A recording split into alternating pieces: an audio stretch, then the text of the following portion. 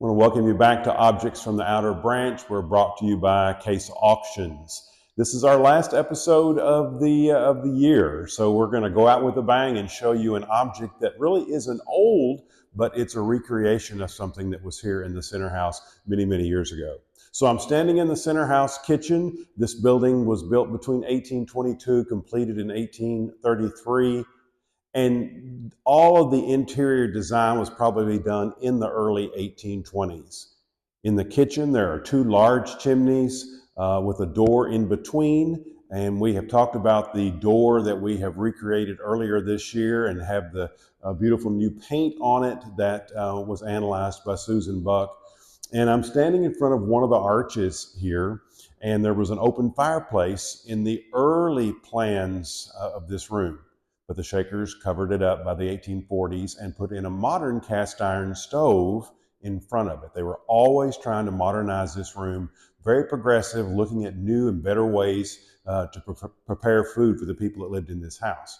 On the other side of the door is a second arch, and it had all been emptied in the days during World War II when they were giving away things for scrap iron. The people that lived here at the time had the old range disassembled and hauled away for the war effort. So, what do we know about it? Not a lot, because there are no photographs. But thankfully, in 1970, a Western student named Colin Stephen did an interview with one of the ladies that was living here during that time. Mr. Oscar Bond owned the building, and he had many farmhands that lived here. And the lady that was working for him in this kitchen remembered when the stove was taken apart. So, from her recollections, we have done the best we could to put it back. We've employed brick masons, blacksmiths, and fabricators to put all this back together. So here is the range.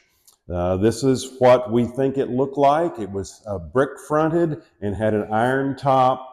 There are eyes or burners in the center of this, and on either side of that center would have been a large arch kettle, a kettle sunken into the top of that where they could have made a lot of soups and stews and things of that sort. And you can clearly see the doors down here have been remade, fabricated, where you would fire those three different chambers to make it all work.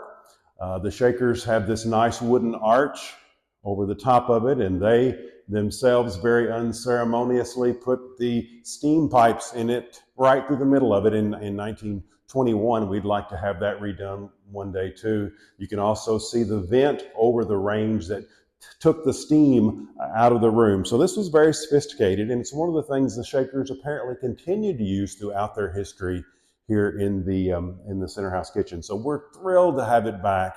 It's going to be a whole lot easier to interpret the kitchen and cooking from now on.